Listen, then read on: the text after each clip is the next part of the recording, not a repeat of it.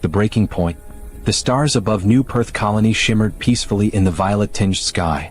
Children laughed as they chased each other through the agricultural dome, their parents working the hydroponic fields that would feed 3,000 people for another year. Lieutenant James Cooper stood at the observation deck, sipping his morning coffee and watching the twin suns rise over the horizon. Life on the frontier was hard, but it was good. Honest work, clean air, and a future worth building. He had no way of knowing that in 17 minutes, everything would end. The first explosion came without warning. The Western Habitat Dome erupted in flames as plasma bolts rained down from orbit. James dropped his coffee and ran toward the emergency station, his training kicking in even as his mind struggled to process what was happening. The alarms screamed through every corridor, a sound that would haunt the survivors for the rest of their lives. "This is colony control to all residents," a voice cracked over the intercom. "We are under attack. Proceed to emergency shelters immediately. This is not a drill." James reached the control room to find chaos. Screens showed multiple Zeltharian warships in high orbit, their weapons targeting civilian structures with deliberate precision. The colony had no military defenses, no weapons capable of reaching orbit. They were farmers, engineers, teachers. Not soldiers. "Get everyone to the underground shelters," Commander Rebecca Stone barked orders to her small security team. "Priority to children and elderly. Move people, move." James coordinated evacuations from the eastern sector while explosions rocked the colony around him. He watched on monitors as entire residential blocks vanished in fireballs. People he had shared meals with, celebrated birthdays with, built dreams with. Gone in seconds. The Zeltharians were methodical. They targeted life support systems, power generators, communication arrays. They wanted total annihilation, and they were succeeding. James helped a family of 4 into an evacuation pod, sealing the hatch just as another explosion tore through the launch bay. The pod rocketed toward space, one of the few that made it out. In the underground shelter, 2,000 people huddled together in the darkness. The power had failed. Emergency lighting cast everything in red shadows. Children cried for parents who would never come. Rebecca moved through the crowds, her face a mask of controlled rage. "How long can we survive down here?" James asked quietly.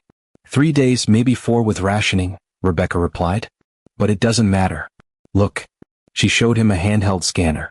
The Zeltharian ships were charging their main cannons, preparing for a final bombardment that would crack the planet's crust. They weren't just destroying the colony. They were making sure nothing could ever be rebuilt here. James activated the emergency beacon, knowing it was futile. Earth was 6 weeks away at standard FTL speeds. Help wouldn't arrive in time. But someone needed to know what happened here. Someone needed to tell their story. "This is New Perth Colony," he transmitted into the void. "We are 12,000 civilians under attack by Zeltharian Imperial forces. They gave no warning, no demands. They just started killing us. If anyone receives this, please tell Earth. Tell them we died trying to build something good. Tell them." The transmission cut off as the orbital bombardment began its final phase. The underground shelter shook violently. Walls cracked. Support beams groaned under impossible pressure.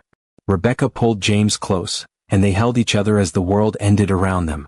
When the Zeltharian fleet finally departed, New Perth Colony was a smoking crater. Of 12,000 souls, only 347 survived in the deepest shelters. They emerged to a dead world, sending out a desperate signal that would take weeks to reach Earth. But it would change everything. 6 weeks later, Ambassador Marcus Chin stood before the Galactic Assembly, his hands trembling with barely controlled fury. The massive chamber held representatives from 400 species, all seated in their designated sections according to galactic protocol. The humans occupied a small corner, befitting their status as a junior species with limited political influence. Marcus had been doing this job for 5 years. 5 years of diplomacy, of carefully worded statements, of swallowing insults and accepting delays. 5 years of watching his people die while bureaucrats debated procedural matters. Today that ended. "Honored delegates," he began, his voice echoing through the chamber. 18 months ago, the human colony at Redemption Point was attacked by Crevathi raiders. 4,000 civilians died. This assembly promised a full investigation. That investigation has not yet begun. Murmurs rippled through the crowd. Several delegates shifted uncomfortably in their seats. 11 months ago, the mining outpost at Broken Ridge was destroyed by Varanthi military forces claiming territorial dispute. 1,500 workers killed. This assembly promised arbitration. That arbitration has been postponed 4 times. Marcus pulled up holographic images of burning colonies, of bodies floating in space, of children's toys scattered among wreckage. The delegates looked away. They always looked away. 6 weeks ago, New Perth colony was obliterated by the Zeltharian Empire. 12,000 people, ambassador. Mostly civilians. Men, women, children. My brother lived there. His wife, his 2 daughters. Marcus's voice cracked slightly. They burned them from orbit for no reason other than because they could. High Counselor Vexthar, a serpentine creature with scales that shifted colors, raised one clawed hand. Ambassador Chin, the Assembly understands your grief.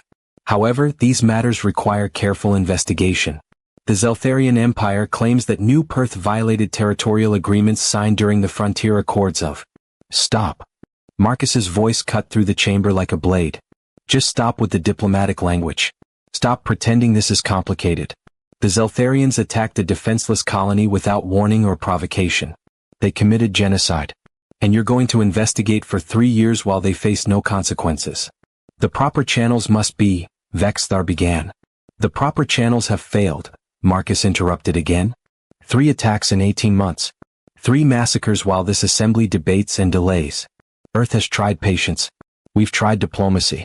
We've followed every rule, respected every protocol, waited for justice that never comes. He pulled out a data crystal and placed it on his podium. This contains Earth's formal withdrawal from all Galactic Assembly initiatives. No more trade agreements. No more cultural exchanges. No more technology sharing. We're done pretending this organization cares about human lives. The chamber erupted in shocked voices.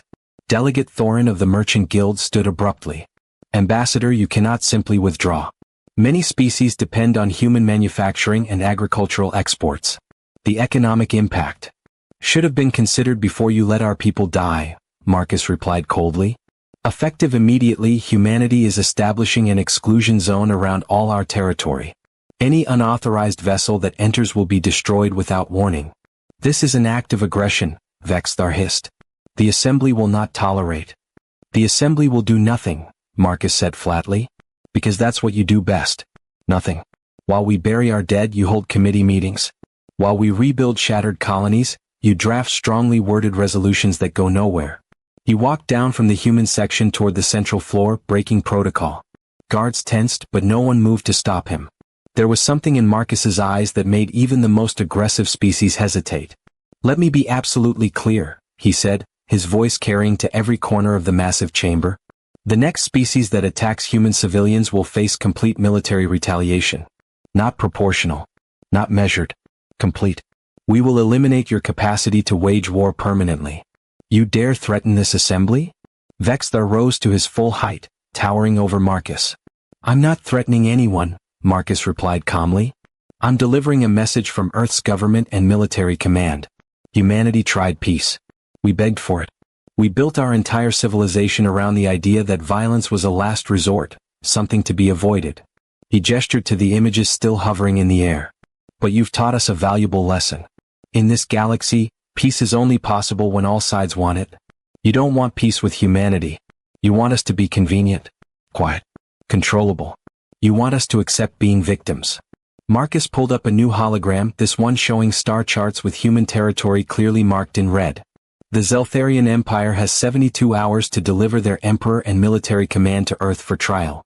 They have 72 hours to pay reparations to the survivors of New Perth.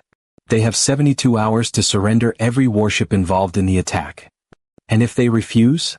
Asked Delegate Morith of the Confederation. Then they'll learn what happens when you mistake human patience for weakness, Marcus said simply. Vexthar's scales flushed dark purple, a sign of extreme agitation in his species. The Zeltharian Empire is a major power with a military force of over 10,000 warships. Humanity possesses, according to our intelligence, perhaps 500 vessels. This is suicide. Marcus smiled, but there was no warmth in it. Your intelligence is incomplete. Deliberately so. We've been in the galaxy for 60 years, Counselor. Did you really think we spent that time just farming and trading? He activated one final hologram. It showed Earth's Sol system, but with additions that made several delegates gasp. Massive orbital installations that shouldn't exist. Shipyards that dwarfed anything the Assembly had seen. Weapon platforms that violated every treaty humanity had supposedly signed. For 60 years we watched how this galaxy really works, Marcus continued. We saw how junior species are treated. We learned that rules only apply to those too weak to break them. So we prepared. We built. We armed ourselves. And we waited for the day when diplomacy wouldn't be enough. This is a violation of the Ascension Protocols, Vexthar sputtered. You were required to report all military developments during your probationary period. We reported what we wanted you to know, Marcus said. Everything else we kept hidden. Turns out humans are quite good at keeping secrets when our survival depends on it. He walked toward the exit, then paused at the doorway. Tell the Zeltharian Emperor that Fleet Admiral Sarah Thompson is waiting at the edge of his territory with Earth's response. Tell him he has 72 hours. Tell him that humanity remembers every attack, every insult, every time you looked away while our people died. The door sealed behind him, leaving shocked silence in his wake. For the first time in the Assembly's 1,000-year history, a species had walked away from the table. And for the first time, many delegates felt something they had never associated with humans before. Fear. In a classified command center beneath Geneva, Fleet Admiral Sarah Thompson watched the assembly broadcast with satisfaction. Around her, holographic displays showed the culmination of 60 years of secret preparation. Ships that had been built in hidden asteroid bases. Weapons that had been developed far from prying eyes. Technology that would revolutionize warfare as the galaxy understood it. Project Sentinel is fully active, reported Captain David Martinez. All fleets are in position. We're ready to proceed on your command, Admiral. Sarah looked at the tactical display showing Zeltharian space. Their empire controlled 43 star systems. Their military was considered one of the galaxy's finest. They had never lost a major conflict. That was about to change. Maintain holding positions, she ordered. Let's give them the full 72 hours. If they're smart, they'll take the deal. And if they're not? Martinez asked. Sarah's expression hardened. Then we show the galaxy exactly what happens when you massacre human children and expect no consequences. The countdown began. 72 hours until humanity reminded the galaxy of a truth they had forgotten. The most dangerous predators are the ones who choose not to be. The demonstration of absolute power. Emperor Zalthkar sat upon his crystalline throne, his 4 arms draped casually across the armrests as he listened to the human ultimatum for the 3rd time. The massive Zeltharian ruler's scales shimmered with iridescent patterns that denoted his royal bloodline. Around him, his war council stood in silence, waiting for their emperor's judgment. 72 hours, Zalthkar finally spoke, his voice a deep rumble that echoed through the throne room. The humans give us 72 hours to surrender our military command and pay tribute to a species that has been in the galaxy for barely a lifetime. General Krothven, commander of the Imperial fleet, shifted his weight. My Emperor, our intelligence divisions have detected unusual activity in human space. There are energy signatures we cannot fully identify. Perhaps we should consider... Consider what? Zalthkar interrupted, rising to his full height of nearly 3 meters. Bowing to demands from a species that possesses, by all accounts, a few hundred primitive warships? The Zeltharian Empire has conquered 43 systems. We have crushed rebellions from species far more advanced than these upstart humans. He descended the steps from his throne, his talons clicking against the polished stone floor. They want to threaten us? They want to play at war? Then let us give them a lesson in true power. The human ambassador seemed very certain, cautioned Advisor Menthral, the eldest member of the War Council. In my 300 years of service, I have learned that absolute certainty from a weaker species often means they possess knowledge we lack. Zalthkar waved a dismissive hand. Fear makes you see threats where none exist, old friend. The humans are merchants and farmers who stumbled into the stars. Yes, they are resilient. Yes, they adapt quickly. But resilience does not win wars. Superior firepower does. Advanced technology does. Military discipline does. All things the Zeltharian Empire possesses in abundance. He turned to General Krothven.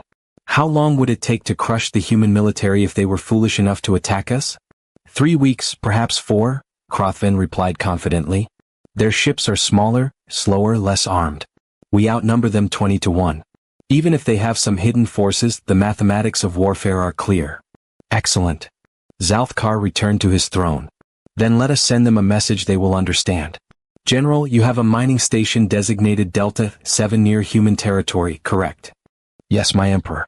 A human operation extracting rare minerals from an asteroid field. 500 workers. Destroy it, Zalthkar commanded simply. Show them that their ultimatum means nothing. Show them that the Zeltharian Empire does not negotiate with inferiors. And when they cry to their pathetic assembly, we will explain that they brought this upon themselves. Advisor Menthral stepped forward. My Emperor, I must counsel against this action. We do not fully understand what the humans have prepared. Prudence suggests. Prudence suggests we show strength, not weakness. Zalthkar cut him off. The galaxy is watching. If we bow to human demands, every minor species will think they can threaten us. No. We strike now, we strike hard, and we remind everyone why the Zeltharian Empire is feared. Krothven saluted. It will be done, my Emperor. I will lead the strike personally. Good. And Krothven? Zalthkar's eyes gleamed with cruel amusement. Make sure there are survivors. Let them carry word back to Earth about what happens to those who challenge us. 24 hours later, 6 Zeltharian warships emerged from FTL Jump near mining station Delta 7. The station was a modest facility, a collection of habitation modules connected to processing plants where humans extracted precious metals from asteroid debris. Warning klaxons blared as the Zeltharian vessels powered up their weapons. Station Commander Ellen Rodriguez tried to hail the approaching ships. This is Delta 7 to Zeltharian vessels. We are a civilian mining operation. We have no military capabilities. Please state your intentions. The response was a plasma torpedo that vaporized the communications array. All personnel, emergency evacuation. Ellen screamed into the station intercom. Get to the escape pods now. The miners scrambled for the emergency pods, but they were designed for accidents, not military attacks. The Zeltharians targeted each pod as it launched, turning them into brief flowers of flame in the darkness. Screams echoed through the station's corridors as sections decompressed. Families held each other as the oxygen bled away into space. General Krothven watched from his flagship's bridge with satisfaction. The humans scattered like insects just as he expected. In 14 minutes, mining station Delta 7 ceased to exist. 500 human workers died, except for the 20 survivors that Krothven deliberately allowed to escape in a single pod. Let them run home with tales of Zeltharian power, he told his crew. Let Earth know that their ultimatum means nothing. The escape pod tumbled through space, its automated distress beacon screaming into the void. Inside, 20 traumatized survivors huddled together, watching their friends and colleagues die through the small viewport. They had 60 hours of life support. Earth was weeks away. They would never make it. But they didn't need to. Because Earth wasn't weeks away anymore. 18 minutes after the attack on Delta 7, every alarm in Zeltharian space began screaming simultaneously. From the capital world to the furthest military outpost, from orbital defense platforms to deep space listening posts, the same impossible message repeated. Unidentified vessels detected. Multiple jump signatures. Unknown fleet composition. On the capital world, Emperor Zalthkar rushed to the military command center, his advisors trailing behind him. The main holographic display showed something that shouldn't be possible. Around his homeworld, around every major Zeltharian military installation, around shipyards and defensive positions across all 43 systems, human vessels were appearing. Not hundreds. Thousands. Report. Zalthkar roared. 2,000 confirmed human warships in our space. The sensor operator's voice shook. They appeared simultaneously across all our systems. That's impossible. No species has enough FTL drives to coordinate jumps on this scale. How did they get here so fast? General Krothven stared at the display in disbelief. Delta 7 is 42 days from our territory at maximum FTL speed. It's only been minutes. Their drives are faster. Admiral Sarah Thompson's voice suddenly filled every speaker in the command center. Her face appeared on every screen throughout Zeltharian space, broadcasting on all frequencies. Much faster. We've been watching you for 60 years, learning from you, improving upon everything you taught us. Sarah sat in the command chair of her flagship, the UESS Determination, surrounded by tactical displays showing the complete deployment of Earth's hidden fleet. Behind her, through the viewport, the Zeltharian capital world hung like a jewel against the stars. Emperor Zalthkar, you were given 72 hours to comply with Earth's demands. You chose instead to murder 500 miners at Delta 7. You chose to send a message. Sarah's expression was cold. We received it. Now we're sending ours. You're bluffing, Zalthkar growled, though uncertainty crept into his voice. You wouldn't dare attack a civilian population center. The entire galaxy would turn against you. Would they? Sarah asked calmly. The same galaxy that ignored 3 massacres of human civilians? The same galaxy that debates while our people die? No, Emperor. We're not worried about the galaxy's opinion anymore. She leaned forward slightly. But you're right about one thing. We won't attack your civilians. Because unlike you, we're not monsters. The human fleet opened fire. The targeting was surgical, precise beyond anything the Zeltharians had ever witnessed. Orbital defense platforms exploded before their weapons could even lock on. Military shipyards erupted in cascading fireballs. Fighter bases on the surface were hit by kinetic strikes that vaporized them without damaging surrounding cities. Return fire. Zalthkar ordered desperately. Defend the homeworld. We're trying. Krothven shouted back. Our targeting computers can't lock onto their ships. They're using electronic countermeasures we've never encountered. And their weapons, Emperor, their weapons are decades ahead of our intelligence estimates. The Zeltharian military tried to mount a defense, but it was like fighting ghosts. Human ships moved with impossible speed and agility. Their shields absorbed weapons that should have torn them apart. Their targeting was so accurate that they could thread missiles between buildings to hit specific military structures. Captain Maria Santos commanded the destroyer USS Retribution, coordinating strikes on Zeltharian naval facilities. Her tactical officer, Lieutenant Commander James Park, watched in awe as their weapons performed exactly as designed. Graviton Lance charged and ready, James reported. Target the orbital shipyard, Section 7, Maria ordered. Precision strike. I don't want debris falling on the civilian housing below. The Graviton Lance fired, a weapon that manipulated gravity itself. The targeted section of the massive shipyard simply collapsed inward, crushed to a point of infinite density before the artificial singularity evaporated. Millions of tons of military hardware compressed into nothing, while the rest of the structure remained intact enough to be pushed into a safe orbital decay. Clean hit, James confirmed. No collateral damage to surface structures. Across 43 star systems, the story was the same. Human forces systematically dismantled the Zeltharian military machine with ruthless efficiency. Not a single civilian building was damaged. Not one non-military target was struck. But every weapons depot, every military base, every warship, every defensive installation was destroyed with precision that bordered on the supernatural. Emperor Zalthkar watched his empire's defenses crumble in real time. 6 hours. That's all it took. 6 hours to reduce the galaxy's 4th most powerful military to burning wreckage. His generals stood in stunned silence, unable to comprehend how thoroughly they had been defeated. They're not even using their full fleet, Advisor Menthral observed quietly. Look at the deployment patterns. These are just their forward elements. They have more ships waiting in reserve. How? Zalthkar whispered. How did they hide this from us? Because we weren't looking, Menthral replied sadly. We saw what we expected to see, a young species with limited resources. We never considered that they might be deceiving us deliberately. On the main screen, Admiral Thompson's face reappeared. Behind her, through the viewport, Zeltharian military infrastructure burned against the backdrop of space. It's over, Emperor, she said simply. Your orbital defenses are gone. Your shipyards are destroyed. Your military bases are smoking craters. Your fleet is debris. In 6 hours, Earth has eliminated every military asset in your empire. She paused, letting the magnitude sink in. We could continue. We have weapons you haven't seen yet. Weapons that could sterilize every world in your empire in the next hour. We could exterminate your entire species, every man, woman, and child. We have the position, the firepower, and after what you've done, the motivation. Zalthkar's scales had gone pale. Around him, his war council stood frozen, waiting for the final blow. But we won't, Sarah continued. Because exterminating civilians is what you do, not us. Your people will live. They'll rebuild. But they'll do it knowing they survived only because humanity chose mercy over vengeance. She stood from her command chair. You wanted to teach us a lesson about power, Emperor. Consider the lesson taught. You killed 500 miners, so we destroyed your ability to kill anyone ever again. The mathematics are simple. Proportional response doesn't work with bullies. Overwhelming response does. The human fleet began withdrawing, ships disappearing into FTL jumps with the same coordination they had arrived with. Within minutes, only debris fields and shattered military installations remained.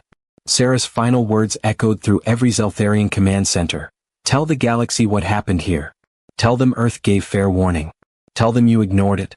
Tell them we ended your entire military in less than a day. And tell them that next time, for any species that attacks human civilians, we won't show mercy. We'll show extinction." The transmission ended. Emperor Zalthkar collapsed into his throne, staring at the ruins of his military might scattered across the holographic display. Around him, his advisors waited in silence. "What do we do?" General Krothven finally asked, his voice hollow. "We surrender," Zalthkar said quietly. "Completely. Unconditionally. We give them everything they demanded and pray they meant what they said about mercy." Advisor Menthral approached slowly. "My Emperor, I must ask. The 20 survivors from Delta 7. Did they make it?" As if in answer, a new transmission appeared. It showed the escape pod being recovered by a human medical vessel.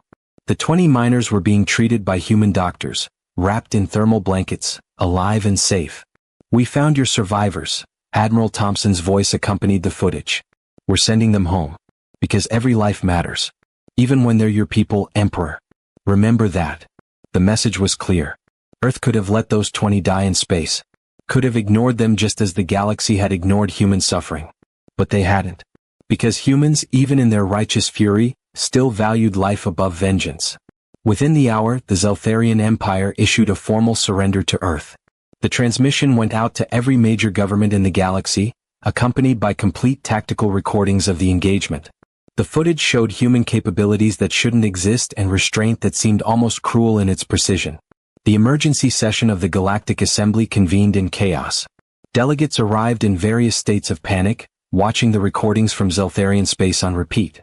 Ambassador Marcus Chen sat in the human section, calmly reviewing reports on his datapad while hundreds of species argued around him.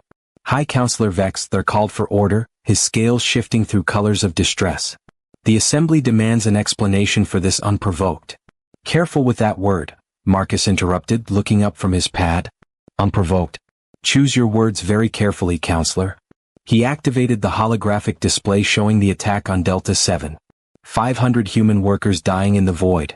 This was unprovoked. What happened afterward was a promise kept. Delegate Thorin stood. "You destroyed an entire military force. This sets a dangerous precedent. Every minor species will think they can." "Can what?" Marcus asked coldly. "Can defend themselves? Can respond when attacked? Can refuse to be victims? Yes, that is exactly the precedent we're setting. Attack human civilians and you'll face complete military annihilation. It's a simple rule. Very easy to follow." "This is warmongering," another delegate shouted. "The Assembly should form a coalition to contain human aggression before." Marcus pressed a button on his datapad. The holographic display changed, showing detailed intelligence files. Military schematics, financial records, secret communications. Not human files. These belong to the Krevithi Combine, Marcus said calmly. Illegal bioweapon research. Plans to destabilize neighboring systems. Evidence of 3 covert invasions disguised as territorial disputes. He switched files. These are from the Varanthi Union. Bribes to Assembly members. Slave trading operations in violation of galactic law. Secret prison facilities where political dissidents disappear. File after file appeared, exposing the hidden crimes of dozens of species. The chamber descended into chaos as delegates realized the extent of human intelligence gathering. "For 60 years we've been watching," Marcus continued over the noise. "We embedded agents in your governments. We monitored your communications. We mapped your secrets. Every illegal weapons program. Every covert operation. Every dirty deal. We know where all the bodies are buried, literally and figuratively." He let that sink in before continuing. "We could release all of this publicly. Destroy reputations, topple governments, expose hypocrites who preach galactic law while breaking it in shadows.